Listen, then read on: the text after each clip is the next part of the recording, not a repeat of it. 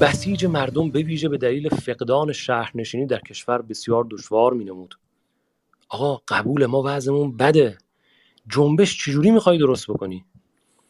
در آغاز قرن 20 ایران به سختی 100 مرکز شهر با بیش از 5000 نفر جمعیت داشت. تهران و تبریز هر کدام 200,000 نفر جمعیت، اصفهان 120,000 نفر جمعیت و به شهر مدرن هم شباهتی نداشتن. 100 تا شهر بالای 5000 نداشتیم. تهران و تبریز حدود جمعیتاشون رو گفتم 200,000 نفر و از اون برم اصفهان 120,000 نفر. خیابان‌ها آسفالت نشده بود، نه روشنایی عمومی وجود داشت، نه فاضلاب و آبرسانی لوله کشی منظور، یعنی سیستم آبرسانی. در مورد روستاها آنها بیش از حد پراکنده و جدا جدا بودند تا اجازه قیام‌های دهقانی به سبک ژاکری را بدهند. سبک قیام‌های دهقانی اون زمان یه سری تو فرانسه یه سری قیام‌های دهقانی شده بود که میتونستن الگو برداری کنن، ولی تو ایران انقدر پراکنده است و کشور ما کم آبه، میگه اکثر جامعه ایران که 80% هم کشاورز بودن، امیدی نمیرفت که از این بشه استفاده کرد. سبک قیام دهقانی به سبک ژاکری ها که اینها باید روستاهای نزدیک به هم بوده باشن، میگه تو ایران هم چیزی نبود. بنابراین به رغم این نارضایتی ها، چون انقلاب چیز واقعی فیزیکیه دیگه، مثلا دیدیم ما میگیم آقا یه روزی انقلاب میشه، میگم چطوری؟ دیگه همه ساکتن. یک پژوهشگرا ساکت نیستن چون عقلشون کار میکنه. میگه با چه الگویی میخوای پایین بکشه؟ الگوی ژاکری؟ خب اون که روستاها چسبیده به هم بودن، تو نمیتونی. سازماندهی چیه؟ تامین مالی چیه؟ خب پس 200 سال دیگه هم اینا میمونن سر کار. اگه نتونی به این سوالا پاسخ بدی، دیگه بحث‌های کودکانه است و استقلال پرسپولیسیه. ارزش‌ها میگن تا ابد هستیم، کسایی که ناراحتن میگن فردا میافتید یا یه روزی مثلا شوکه میشید و میافتید. از این بحث‌ها که سودی هم توش نیست. بسیاری از آنها نوعی زیستگاه نیمه بیابانی بودن. روستاهای ایران رو میگه. بسیاری از روستاها زیستگاه‌های نیمه بیابانی بودند که از هر کف دره‌ای و از هر دامنه مرطوبی استفاده می‌کردند. هر گونه آبیاری که به دستشان می‌رسید استفاده می‌کردند. به طور خلاصه ساختار اکثر روستاهای ایران برای بسیج توده‌ای مناسب نبود. برعکس در دشت‌های دریای خزر که بارندگی زیاد بود، کشاورزی فشرده بود و الگوی سکونت روستایی متراکم بود، جنبش‌های مکرر می‌توانست و در حال اتفاق افتادن بود. پس دوباره بخشی از کشور، شما وقتی می‌بینید جنبش جنگل به وجود میاد، بخشی از کشور امکان بسیج دهقانی به دلیل تراکم و به دلیل اینکه جنگل به تو پناه میده که در اونجا قایم بشی، یا حتی اگه میخوای توده‌ایش بکنی یا چریکی، هر دوش دیگه. توده‌ایش اگه میخوای بکنی باید مردم زیاد باشن، چریکیش میخوای باید بگو بجوری قایم بشی دیگه، جنگل هستش اونجا. شما تو کویر لوت که نمیتونی قایم شی، شرایط باید به شما اجازه بده. اقتصاد کشاورزی در سال 1900 80% جمعیت ایران در کشاورزی بود، ولی از دهه 1360 از دهه 1860 به طور عمیق تغییر کرده و تضعیف شده بود. چرا؟ اکثر مردم ایران کشاورزی بودن. این وضعیت اربابی هم هست، فکر نکنید کشاورزی یعنی وضع خوب ها. یه ارباب داره نابودت میکنه، بردشی تقریبا. بعد میگه همین وضعیتی هم که بود هی بدتر شد. حالا ببینید چرا. فروش گسترده زمین‌های پادشاهی حکومتی، کراون لندز، یعنی اصلا ببین اولا که ایران ملک پادشاه، اینا رو باید درست درک بکنی. مثلا اگه این بحثا رو ندونی حواست نیست که چه جوری جلو میره. کشور بخش جزئی از اموال پادشاهیه. خب کل کشور همه چی. حالا ایشون تصمیم میگیره یه سری از کاسلیسان و نظامیانی که باعث حفظش میشن و بهشون تیول بده. تیولداری بهش میگن. یعنی بگه او بخش کشور برو حالش رو ببر، یه مالیاتی هم به من میدی ولی برو هر کار کردی. تویولداری بهش میگن. اون قسمتی که ملک حلق منه، مال منه، حال میکنم بدم به تو، برو حالشو ببر، تو هم وفادار به من باش. این منطقشه. میگه این زمینا رو برداشته بودن داده بودن به چند تا نور چشمی و بسیاری از اینها شده بودن بازاریان متمول. چون بازاریان متمول اینا رو گرفته بودن، اینا حالتای مرد رندی داشتن. گفتن اون محصولای کشاورزی مثلا ذرت گندمو که من نمیتونم ببرم روسیه بفروشم، آقا کرم ابریشم بکارید. بلند میشن کل کشاورزی رو برای نفع شخصی خودشون در این تویولداری ها عوض میکنن. باعث میشه قحطی میاد تو ایران. یعنی دیگه از این به بعد زمین ها بر اساس نیازها، اول خودمون سیر بشیم، نه اول من میخوام برم ابریشم بفروشم، یه جا تریاک میخوام بفروشم. ملاحظه کنید وقتی اینا رو میدن به تویول، این اتفاق میفته. مالکان جدید اغلب بازاریان که بر ثروت اندوزی متمرکز بودند، نه مراقبت از تویول خود، یعنی دنبال نبودن که این رعیت بدبخت زنده اونه، کشاورزی رو به سمت محصولاتی که به آسانی به پول نزدیک می‌شود بردند، مانند تریاک، تنباکو و درختان توت برای پرورش کرم ابریشم، نه خود توت، برای اینکه کرم ابریشم بیاد بیرون. تولید برای مصرف داخلی به شدت کاهش یافت و دهقانان تحت تاثیر نیروهای بازار، یعنی دیگه بازار تعیین می‌کرد که چی بکاریم، اون چیزی که این تاجر میخواد ببره بفروشه. با این حال در مکانهایی که گندم و داوطلبی همچنان وجود داشت، از اواسط قرن 19 به دلیل ثبات نسبی سیاسی حداقل ابتدای قرن وضعیت مقداری بهبود یافته بود. یعنی اون بخشایی که اینها تویولداریش نکرده بودن و بیزینسیش نکرده بودن، میگه چون ثبات سیاسی نسبی ذیل قاجار وجود داشت، یه مقداری بهره وری کشاورزی رفته بود بالا، ولی در کل فاجعه شده بود. یعنی خیلی زیاد برده بودن به سمت مسائلی که پول در بیارن، در مجموع محصولات میاد پایین. در استانهای دریای خزر افزایش. ببین پس این مقدمه انقلاب مشروطه دیگه الان وضع تو ایران خرابه، خیلی به لحاظ اقتصادی خرابه. انقلاب مشروطه هم همین بوده، هر انقلاب دیگه هم همین بوده. یعنی به شدت وضعیت نارضایتی عمیق وجود داره در بین لایه‌های مختلف مردم که اینجا داریم توضیح میدیم در اون زمان چرا یه همچین وضعی به وجود اومد. در استانهای دریای خزر افزایش زمین‌های قابل کشت با جنگل زدایی ممکن شده بود، محض اینکه محصولات قابل صادرات به بازار روسیه را داشته باشد. دنبال این بودن که جنگل‌ها رو از بین ببرن، محصولاتی مثل همون ابریشم و چیزایی که بالا گفتیم درست بکنن، بفرستن روسیه، پولش رو بگیرن. بعد تازه ببین این پولا رو اینا که میفرستن روسیه، ببین چی میشد. تجار روسی که شبکه حمل و نقل بهتر داشتن، همان محصولات مثل برنج مازندران رو به مشهد صادر میکردن. ای بابا، دیدی الان بزرگترین صادر کننده های زعفرون که بهترینش تو ایرانه دست اسپانیاست مثلا، اونا پولشو میخورن، اونا بهتر بردن توزیع کنن، زنجیره توزیع دارن. اینجا میگه ایرانیان خودشون محصولات خوب که درست میکردن بفرستیم مثلا روسیه تو خود ایران هم توزیع میکرد، بقیه کشورها بماند دیگه، معلومه محصول رو میگیره جای دیگه توزیع میکنه. این میزان کفایت و شعور پادشاه رو نشون میده. خاندان ایرانساز قاجار، این میزان کفایت شاهه. شاه چی کار میکنه؟ کشور میفروخته مثلا بره تفریحات مثلا زیر شکم و اینا، این نقش شاه بوده. روسیه چی کار میکرده؟ خود محصولات ما رو تو کشور خودمون توزیع میکرده، پولش میگرفته. اینه خاندان ایرانساز. رضا شاه بهتر از این نیست. حالا یه به اونجا هم که برسیم ناراحت میشید. اگه ناراحت میشید برید آقا تا ابد جاوید شاه، بریم آقا سراغ این بحثا، اینا قشنگتره. با این حال خشکسالی همچنان نگرانی جدی برای دهقانان بود، همانطور که کورزون در توصیف معروف خود بیان میکند. اینجا که از یک پژوهشگری یک نقل قول میاره کتاب: دهقان ایرانی فقیر، بی سواد و بی احساس است، اما از لحاظ ظاهری قوی است، مانند یک گاو نر. معمولا لباسی بر تن دارد و به ندرت به گدایی میپردازد. با بیشترین نادانی او مهارت خامی در بهره‌وری از منابع طبیعی دارد، با اینکه نه انتظار موفقیت اقتصادی را دارد و نه آرزوی آن را میکند. او صبور و استوار است. آقا تن در داده، یعنی اصلا دیگه بی احساس، فقط میره اونجا کار کشاورزی میکنه، دیگه زندگی اینه، کاری نمیتونم بکنم. خب این فردی که میره این ملاحظات رو در میاره و توضیح میده: زمانهای بدبختی او زمانی است که عرضه آب قطع شود، یا وقتی خشکسالی طولانی بشود که قحطی در سرزمین رخ میدهد، بی غذا و بی مراقبت میشود. دهقانان ایرانی مانند مگس ها میمیرند. این توضیح یک پژوهشگر غربی از روزگار 80% ایرانی اون وقت تو کشاورزی بودن. اینا رو ما همینجوری وقتی میگیم از اوج علاقه به کشاورزی نیست، این زندگی مردم بوده. علاوه بر شرایط آب و هوایی و تهدید ملخ‌ها و آفات، مالکان بد و زیرساخت‌های ناکافی بهره‌وری دهقان ایرانی را از مزایای مشقت‌هایش دشوار کرده. یعنی اینکه ما یه سری دهقان داریم که مثل برده با اینا رفتار میکنن، زیرساختی هم نیست، آب رو هم درست تو کشور تقسیم نمیکنن، دیگه کافیه تو یه سالی بارون هم نیاد که دیگه بیچارگیه. پول نقد توزیع آن در کشور کم است و اقتصاد مبادله‌ای است و جاده ها برای حرکت کالاها بجز جاده های اصلی که برای مقامات دولتی است، بقیه ناامنند و وضعیت بدی دارند. یعنی وقتی میخوای محصول کشاورزی هم تو ایران جابجا بکنی، اولا اون سر راه باید آماده باشه که کلا بالا بکشن راهزنا، یا اینی که جاده منهدمه دیگه.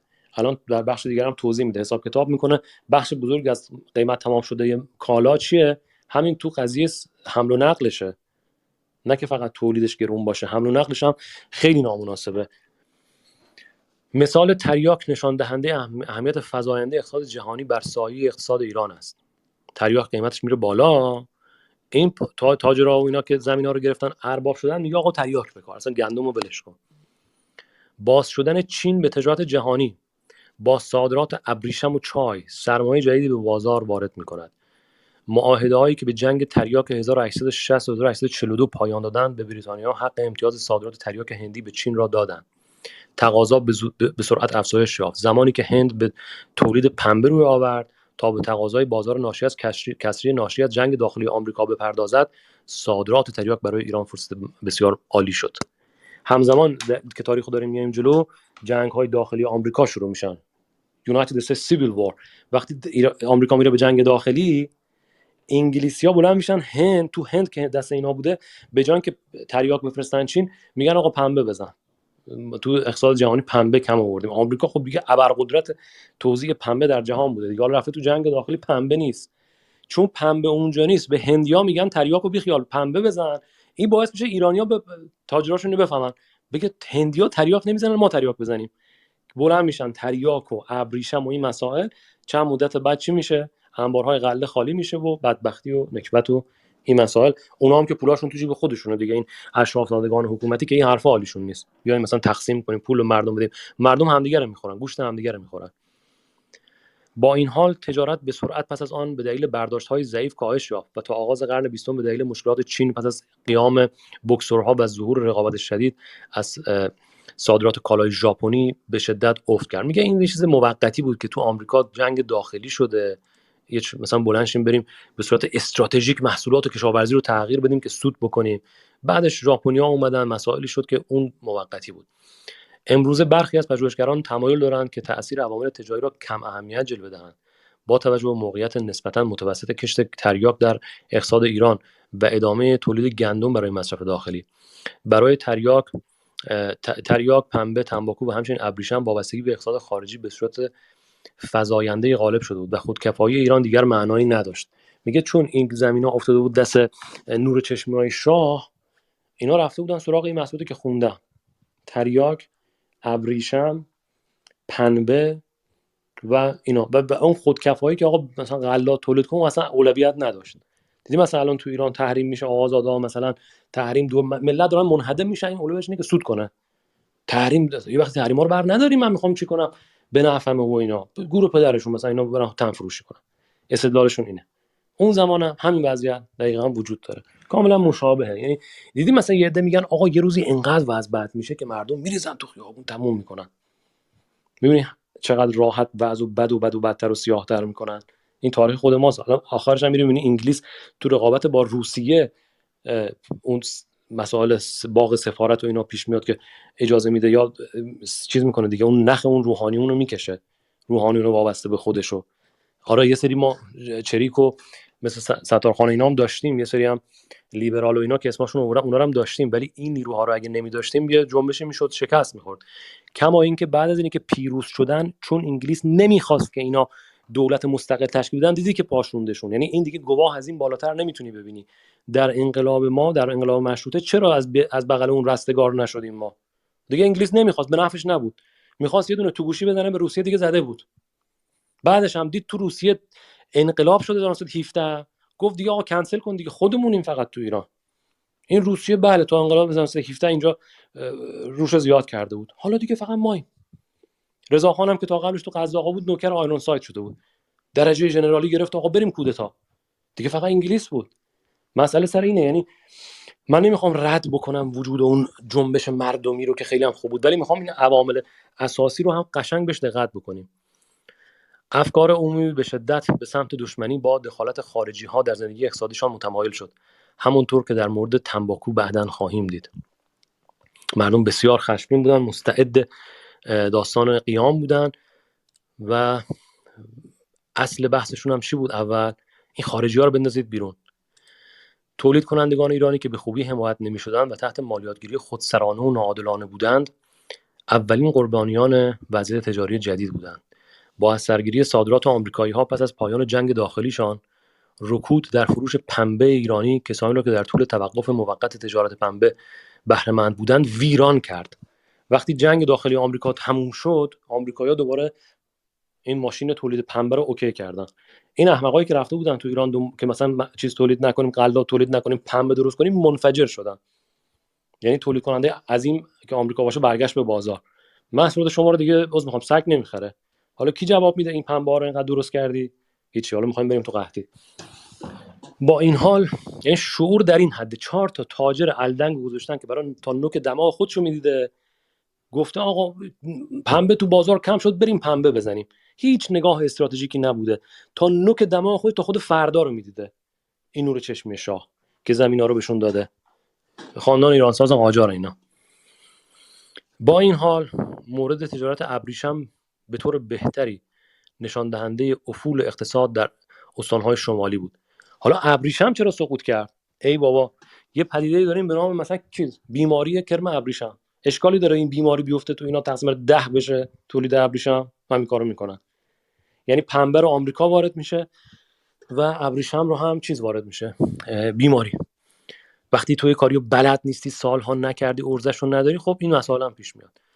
با گسترش سریع آن در اوایل قرن 19 به دلیل تقاضای خارجی، تولید ابریشم منجر به جنگل‌زدایی گسترده در شمال ایران برای پاکسازی مناطق جهت کشت توت چیزیه که کرمای ابریشم رو بذاریم اونجا هی ابریشم تولید کنن. تولید در عرض 50 سال 5 برابر شد تا اواسط قرن.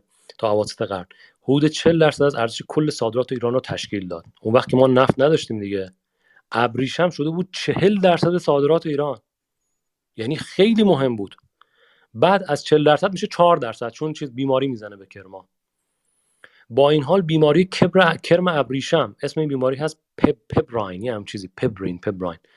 با این حال بیماری کرم ابریشم صنعت رو تولید کرم ابریشم در ایران ویران کرد. مزارع کرم در سال 1845 ظاهر شد. میگه این در سال 1845 این کرم را اولین بار ظاهر شده بود. در حدود سال 1860 به ایران رسید. تولید ابریشم به 1/10 وضعیت سقوط کرد، تقسیم بر 10 شد، اون شد 40%. این بعداً میرسه به اینجا که دیگه کشور رو باید بفروشن شاهان قاجارها. وام باید بگیریم از روسیه، وام باید بگیریم از انگلستان که بتونیم حقوق این کاسیلیسا رو بدیم. کلا کشور میره زیر چی؟ با یه دونه ابرو انداختن بالای خارجی‌ها، اینا باید تپ کنن. دیدی مثلا یه عده میگن نه آقا این نیروی قزاق اینا رضاخان میهن پرست بوده اونجا بوده. تو نگاه میکنی خود شاه نوچه خارجی لامصب، بعد نیروی قزاق افسری که اونجا گذاشتن همه روسی ان، لیاخوف و چیچیخوف. این به عنوان نوچه وارد شده. این یارو دلقکی اونجا چی بوده؟ خود توانمند بوده. برا من واقعا مسخره نیست. تو نگاه کن، نخست وزیر نوچه است، شاه نوچه است، بعد این بابا تو یک ارتشی بوده که ابیخ پژوهشگر میگه ابزار دست روسیه است، میگه ابزار روسیه است این ارتش، ابزار طول. بعد یه دلقک در اونجا برای من میهن پرست چیکار کرده؟ میهن پرست چیزا رو کشته، مبارزان راه آزادی رو سالها کشته. این زحمات کم نیست، اینا ببین بشه، اینا کارهای خاصه، زحمتای خاصه که یه نفر باید بکشه. اینجوریه قضیه. در سالهای میانی قبل از اینکه دهقانان بتوانند به تولید برنج و تنباکو برای بازار روسیه تغییر مسیر دهند، فشارهای ناشی از آن باعث شد مردم به شورش‌هایی بپردازند. پس شورش‌هایی که می‌خوایم بگیم ایران اول شورشی میشه بعد انقلابی میشه، در نتیجه این وضعیت فاجعه بار اقتصادیه که شورش‌های اتفاق میفته. شورش هم کلمه درسته، شورش اینجا به معنی منفی اینا نیست، اینا کارهای پژوهشی و اون ترمی هست که اون صحنه رو توضیح میده. شورش شده، نه گفتمانی داره، نه مثلا میشه چیزی از توش فهمید، یه واکنشیه و مردم خشمشون رو ابراز میکنن و سریع هم آرام میگیره. تولید متوسط تا حدود سال 1890 مجددا برقرار شد به دلیل واردات بیم بیکس موری، یک نوع کرم ابریشم جدیده از ژاپن. به این ژاپنیا اون زمانم گفت این کرم خوبا رو من بدم اینا رو مثلا چینا مریض نمیشن. ژاپن لامصب تو این مثلا هم چی بودا و همچنین عثمانی. اما همچنان وابسته به بازارهای خارجی بودن که اون بازارها رو به کاهش داشت. یعنی ابریشم باید صادر میکردن دیگه. دنیای غرب وضعیتش خوب شده بود، اوورد پول داشتن، ابریشم میدادی به دلار و پوند و از این چیزا میدادن، روبل میدادن. خوب بوده، اونا بعضشون خوب بوده، ابریشم می‌خواستن. علاوه بر این سرمایه‌گذاران خارجی کل زنجیره تولید را از تأمین کرم تا صادرات تحت کنترل کامل داشتند. خود این صادرات ابریشم هم چی بوده؟ اولا زمینا رو دادن به نورچشمی‌های شاه که تویولداری کنن، از مواد اولیه‌اش که کرم باشه، دانش فنی باشه، تا صادراتش هم کلا دست خارجی‌هاست. مثلا تو اتوی میتونی سود بکشی بیرون، همش بردگیه. سود اضافی که تولید میشه که بخوای پیشرفت کنی، اونا میخورن. در سال 1908 فقط 16 ایرانی در این چرخه بودند، مالکان کارخانه‌های فراوری پیله در گیلان. یعنی چی؟ بقیه کل این تجارت دست خارجی‌هاست. فقط 16، یعنی با انگشتان دو دست یکم بیشتر میشه شمرد تاجرای ایرانی رو. علاوه بر تغییر نیروها در بازار جهانی، عوامل طبیعی بر کشاورزی تأثیر گذاشت، به ویژه که مردم فاقد وسایل لازم برای محافظت از خود در برابر آثار آن بودند. عوامل طبیعی منظور اینه که بارون دیگه نمیاد. در طی 2 زمستان متوالی در سال‌های 1870 و 1871 بارش به قدری نادر بود که بیشتر محصولات قبل از برداشت از بین رفت. حتی رودخانه زاینده رود خشک شد، قحطی ویرانگری به دنبال آن آمد و موارد آدمخواری گزارش می‌شد. همین واقعه در 1918 هم تکرار شد و با جنگ شدت یافت. یعنی در تاریخ، همین تاریخی که براتون میخونم، 2 بار ما زحمتی که میکشیم همدیگه رو میخوریم. این اشکالی درش هست؟ به نظر من اشکال بزرگی درش نیست. چیز دیگه نبوده بخوریم همدیگه رو میخوریم. بله. یکی میگه آقا وضعیت چقدر میتونه بد بشه تا خرتناق؟ پاسخش اینه هیچ حد نهایی نداره.